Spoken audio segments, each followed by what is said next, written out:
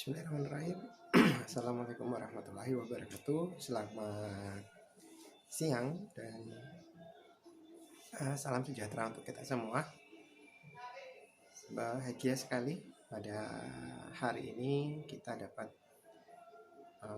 bertemu atau mungkin bisa berkomunikasi via online, bisa melalui grup diskusi secara daring. Bapak Ibu, semoga dalam keadaan sehat dan para peserta adik-adik juga dalam mahasiswa semoga dalam keadaan sehat dan dalam lindungan Tuhan Yang Maha Kuasa, dan terhindar dari penyakit ataupun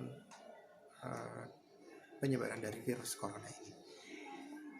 Saya akan mengutip dalam materi saya seperti dalam Al-Quran. Sesungguhnya Allah tidak akan mengubah keadaan suatu kaum sebelum mereka mengubah keadaannya mereka sendiri. Surat Al-Ra'd ayat 11. Saya menggarisbawahi, Allah saja mengatakan bahwa kita tidak akan pernah berubah jika kita tidak akan merubah diri kita sendiri. Nah, perubahan itu kan harus dituntut pada masa ini.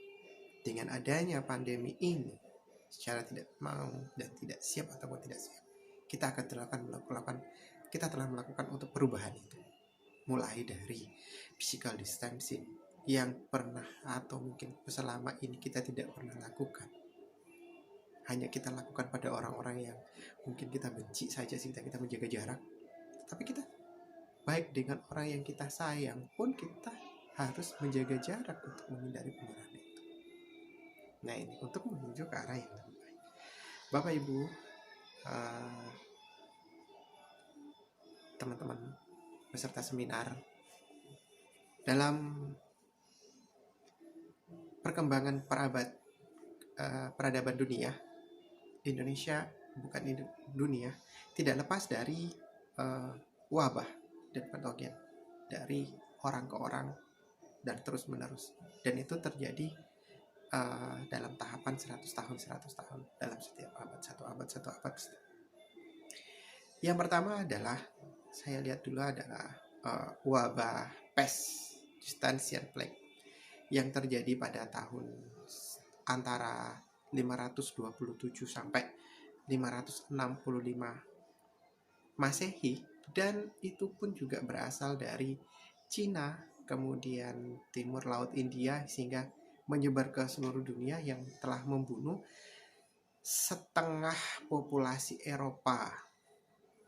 Kemudian pada tahun rentang respon tahun 1347 sampai 1351 ada wabah hitam atau yang disebut dengan Black Death yang mengakibatkan kematian, yang ini dengan bakteri Yersinia. Nah, yang disebabkan oleh tikus yang juga membuat meninggal 2/3 penduduk Eropa dan 75 juta orang di dunia. Pandemi cacar yang terjadi pada tahun 1990. Pada itu sehingga kemudian diberantas, baru bisa berakhir pada tahun 1980, dan ini sudah muncul pada abad ketiga gitu. Dan dia juga membunuh jutaan manusia. Kemudian pandemi kolera yang berasal dari India pada tahun 1852 hingga tahun 1860 yang membuat meninggal 23.000 orang meninggal di negara Inggris. Kemudian flu Spanyol yang mengakibatkan pada tahun 1918 dan 1919, di mana mengakibatkan 675.000 kematian di Amerika dan sedikitnya 50 juta kematian di seluruh dunia. Dan sehingga pada tahun ini pula lah kalau nggak salah yang terjadinya penutupan Mekah, yang apa yang terjadi saat sekarang ini. Kemudian flu Asia pada 1957 yang diperkirakan 1,1 juta orang meninggal di seluruh dunia. Yang bukan spesifik dari flu influenza H2N2.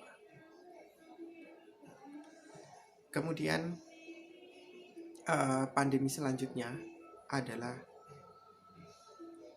flu Spanyol flu Asia, kemudian flu Hong Kong yang terjadi pada tahun 1968 yang mengakibatkan kematian uh, sekitar 100.000 orang dan menewaskan satu di Amerika Serikat ya, dan menimbulkan kematian di seluruh dunia itu sekitar 1 juta. Kemudian HIV AIDS yang sampai sekarang juga belum ditemukan apa obatnya, tetapi ada penangkalnya dengan physical distancing sebenarnya. Nah, penangkalnya itu kan dengan tidak berhubungan seksual dengan atau seks bebas dan sebagainya. Nah, ini HIV AIDS yang berkembang pada tahun 1980-an ditemukan dan yang mengakibatkan 65 juta sampai sekarang itu terinfeksi, 25 juta kematian di seluruh dunia akibat virus HIV. Kemudian pandemi tuberkulosis yang terjadi pada tahun yang sekarang juga merupakan suatu pandemi yang mengakibatkan 1,5 juta pada tahun 2018 kemarin, itu mengakibatkan terinfeksi dan ditularkan melalui udara, kemudian batuk dan bersin, sama dengan COVID-19 kan penyebarannya melalui droplet. Kemudian flu babi atau MERS yang ini pun flu babi yang berdampak dan virus terbaru di tahun 2009 yang mengakibatkan meninggalnya 575.400 orang meninggal di seluruh dunia. Kemudian yang terakhir adalah COVID-19 yang sampai sekarang sudah menelan ribuan korban jiwa. Di Indonesia saja sudah hampir 1.000 pada saat ini, 3.000-an sembuh dan menginfeksi lebih dari 15.000 orang. Nah ini, dan itu kemungkinan besar akan bertambah. Nah, disinilah kita diwajibkan untuk melakukan physical distancing sehingga semuanya telah berubah. Nah, untuk itu, untuk menghindari itu kan ada sampai berapa nanti kematian di seluruh dunia. Sampai sekarang kita belum tahu sampai berapa akan menginfeksi di seluruh dunia. Sampai sekarang kita belum tahu. Pandemi ini kapan berakhir kita belum tahu. Makanya di dalam proses sekarang, maka kita akan menemukan perubahan di dalam metode-metode pembelajaran yang ada di dalam suatu perguruan tinggi, di mana pendidikan tinggi itu merupakan mempersiapkan mahasiswa atau peserta didik kita agar dia lulus dalam mencapai suatu keilmuan yang mereka tempuh. Kemudian tujuan pendidikan di era, nah kita akan memasuki era industri 4.0 ya, dalam keterbukaan pemikiran. Kita nggak boleh menjadi orang yang introvert, kita harus menjadi yang extrovert. Kita harus membuka open mind ya, mindset kita harus berubah, kita harus menerima perubahan itu. Nah, hal-hal yang diberikan adalah nilai dan tetapi bukan tradisi. Nilai-nilai kepercayaan itulah yang harus kita pertahankan, tetapi tradisi-tradisi kita sudah harus mulai tinggalkan dalam sistem perubahan yang ada. Nah, sehingga kita perlukan yang dalam sekarang itu merupakan rekonstruksi kurikulum, kemudian human digital yang berbasis kalian digital, dan penyesuaian sarana dan prasarana pembelajaran. Nah, ini yang harus adalah penyesuaian sarana dan prasarana. Walaupun kurikulum kita bagus, tetapi kalau prasarana dan sarana pembelajaran dalam teknologi informasi dan analisis big data kita tidak mampu, itu juga tidak akan berjalan baik.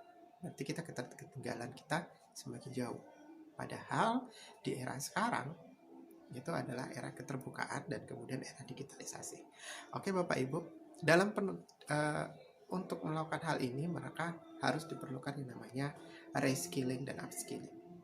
Nah, harus mantap di reskilling kita. Bagaimana tentang keterampilan yang kita, bagaimana dengan mengupgrade skill kita, sehingga kita menentukan suatu pembelajaran di dalam pendidikan sepanjang hayat.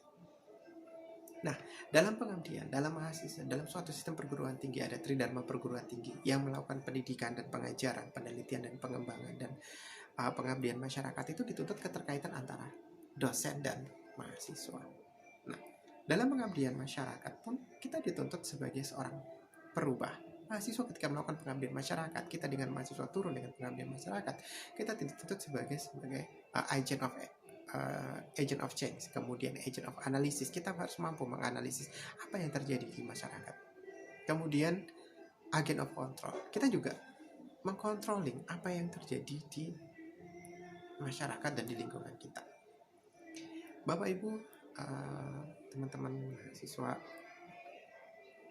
nah, saya tidak akan berpanjang lebar dalam penguasaan menawarkan mungkin dalam hal di pandemi ini bagaimana sistem pembelajaran yang ada. Nah, dalam peningkatan pembelajaran ini kita dituntut juga adalah peningkatan kompetensi hasil lulusan dari berbagai ilmu. Itu harus memiliki kompetensi, di mana ketika dia harus menjadi guru, maka dia harus mempunyai kompetensi pendidik. Ketika dia akan menjadi lolos menjadi guru, maka dia harus mempunyai kompetensi menjadi seorang guru. Kami di Fakultas Ilmu Kesehatan yang notabene-nya keperawatan, maka kompetensi sebagai seorang perawat itu harus ada ketika mahasiswa itu lulus. Nah, itu dituntut dari mana penguasaan teknologi, keterampilan berkomunikasi, kemampuan bekerja sama secara kolaborasi, kemudian kolaboratif ya, kemudian kemampuan terus belajar, adaptasi dengan lingkungan, itu perlu dituntut. Banyak kok orang yang ilmunya tinggi tetapi dia tidak bisa beradaptasi dengan lingkungannya. Banyak orang yang mempunyai penguasaan dengan lingkungan tetapi dia keterampilan berkomunikasi bagus. Nah, ini yang dituntut sekarang dalam segi kemampuan dalam peningkatan kompetensi itu. Hanya 5 ya, penguasaan teknologi, keterampilan berkomunikasi, kemampuan bekerja sama secara kolaboratif, kemudian kemampuan terus belajar dan adaptasi dengan lingkungan. Insya Allah kalau ketika 5 ini mahasiswa mampu, dan ketika kita mampu menguasainya, kita tidak akan ketinggalan dengan hal itu. Iya Bapak Ibu, bahwa mempersiapkan kita menjadi alternatif dalam metode pembelajaran yang mungkin sudah yang dijelaskan oleh pemateri atau pembicara sebelumnya, ya, alternatif metode dan evaluasi pembelajaran. Metode itu adalah merupakan satu cara yang teratur yang digunakan dalam proses pembelajaran. Kemudian dengan cara-cara bagaimana cara kita menyajikan pembelajaran yang dilakukan oleh pendidik hingga dari suatu proses pembelajaran pada diri siswa dan upaya untuk mencapai tujuan. Nah ini. Nah, kalau dalam pembelajaran yang berbasisnya sekarang adalah student centered learning, berbasis kurikulum adalah SCA. Nah, metode-metode yang bisa kita tawarkan di dalam masa pandemi ini adalah yang pertama adalah small group discussion. Nah, dalam beberapa metode yang ada yang mungkin Bapak Ibu sudah pelajari atau adik-adik yang mungkin sudah kenal adalah diskusi kelompok kecil yang tujuannya agar peserta didik itu memiliki keterampilan dalam suatu memecahkan penyelesaian atau penyelesaian masalah yang terkait dengan materi pokok perkuliahan. Kemudian ada role play atau simulasi. Suatu peran yang tugasnya untuk memperhatikan dan mencoba model yang telah disiapkan. Nah itu. Yang ketiga adalah case study atau studi kasus. Mengkaji kasus dengan mencermati karakteristik kondisi kasus tersebut. Kemudian ada discovery learning, mencari dan mengumpulkan serta menyusun informasi. Ada self-directed learning, yaitu merencanakan kegiatan belajar, melaksanakan dan menilai pengalaman belajar sendiri. Contohnya belajar di rumah. Kemudian dia akan melakukan, ketika belajar di rumah dia akan menceritakan pengalamannya yang ada. Dan ini akan dapatkan suatu penilaian. Kemudian cooperative learning, membahas dan menyimpulkan suatu masalah, tugas yang diberikan oleh dosen secara berkelompok. Collaborative learning, itu juga adalah bekerja sama dalam suatu anggota kelompok dalam mengerjakan tugas dengan membuat rancangan berdasarkan konsensus kelompoknya itu sendiri. Kelompok itu sendiri yang menilai. Beda dengan kooperatif, karena kooperatif itu kesimpulan yang diberikan kepada dosennya secara berkelompok. Tapi ketika kolaboratif, maka dia akan bekerja sama dalam semua anggota kelompok itu, dan dia akan ada kelompok yang lain untuk menilai dalam situasi itu, dalam pembelajaran itu. Gitu. Kemudian contextual intersection, itu membahas suatu konsep teori yang kaitannya dengan situasi nyata yang akan dilakukan. Misal, yang sekarang adalah PAMD. Jika mungkin dia orang biologi tentang virologinya, kenapa tidak? Mereka mengajarkan bahwa virus itu secara biologi itu seperti apa, secara biologi molekulernya itu seperti apa. Kemudian ketika kita di keperawatan, secara keperawatan dalam menghadapi pasien-pasien ataupun keluarga yang dalam terdampak dengan COVID-19 itu seperti apa. Nah, inilah dalam kontekstual instruction yang diterjunkan ke dunia nyata untuk mempelajari kesesuaian dengan teori yang ada. Nah, ini bisa kita lakukan kepada mahasiswa kita, sehingga kita bisa menilai dan mahasiswa itu bisa mampu untuk mencapai taraf pembelajaran itu. Oke, kemudian project based learning, mengerjakan tugas yang berupa project. Kita berikan suatu tema, kita berikan suatu rancangan yang sistematis dengan menunjukkan kinerja dan bertanggung jawab dalam suatu forum nantinya. Itu bisa. Nah, ini mungkin cocok pada mahasiswa-mahasiswa dalam tingkat akhir. Nah, dalam tingkat akhir itu kita berikan suatu project, berikan suatu judul, kemudian kita berikan dia bukan penyelesaian. Problem based problem based learning and query, pembelajaran yang menggali informasi secara bermanfaat informasi tersebut untuk memecahkan suatu masalah faktual yang dirancang oleh dosen. Nih. Kemudian dari 10 itu rangkuman aktivitas dalam model pembelajaran mungkin akan tergambar bagaimana dengan membentuk suatu kelompok. Metode yang pertama yaitu kelompok 5-10, memilih bahan diskusi, mempresentasikan paper dan sebagainya. Aktivitas kita sebagai seorang pembimbing atau dosen itu adalah fasilitator, menjadi moderator dan sebagainya, sekaligus mengulas apa yang akan ada. Nah, ini kemudian role play, kemudian discovery dan semuanya itu saya rasa bisa digunakan di dalam pembelajaran. Nah, ketika kita akan mengevaluasi untuk evaluasi pembelajaran pada tahap akademik, misal kalau kami di sarjana keperawatan adalah bagaimana umpan balik. Mungkin ini juga bisa diterapkan di tempat lain. Kita tidak bisa memaksakan bahwa dalam pembelajaran itu adalah bagaimana umpan balik dalam peserta didik dalam peningkatan usaha belajarnya. Kemudian sebagai umpan balik bagi dosen, akan perkuliahan dilakukan, kemudian untuk menjamin akuntabilitas proses pembelajaran dan untuk memotivasi peserta didik itu untuk kemudian kita mendapatkan suatu diagnosis kekuatan dan kekurangan dari peserta didik kita. Ya. Nah, metode-metode bisa menggunakan dengan oral test, kemudian observasi, presentasi, dan proyek yang kita laksanakan dengan mahasiswa. Nah, ini ya, Bapak Ibu dan teman-teman sekalian, dari ke-10 itu bisa disepakati bahwa yang mana yang tepat dalam metode pembelajaran yang akan dilakukan. Kita tidak akan, saya hanya merasakan bahwa semua metode pembelajaran itu bagus, tetapi ada yang tepat ketika melihat situasi dan kondisi saat ini. Bagaimana kondisi dengan mahasiswa kita yang terdampak dengan sekarang. Perkuliahan online itu kan tidak mudah sebenarnya. Mudah dalam penyampaiannya, tetapi ketika bagi yang dapat sarana dan prasarana yang lebih bagus, boleh. Dalam satu kasus yang kemarin yang baru-baru dalam ingatan adalah seorang mahasiswa Universitas Hasanuddin yang kemudian meninggal ketika dia mencari jaringan hanya untuk konsul. Kemudian ada salah orang mahasiswa yang ada di daerah Pinrang, Sulawesi Selatan juga, mahasiswa yang kemudian dia untuk mencari tempat untuk jaringan, dia kecelakaan dan sampai berkorban begitu. Kemudian terkhusus sendiri sebenarnya mahasiswa saya sudah 2 orang sebenarnya, yang satu mungkin yang satu jatuh sakit hingga sampai meninggal karena perkuliahan online yang tugas semakin menumpuk, kemudian ada yang sakit. Nah, ini adalah suatu yang harus kita evaluasi.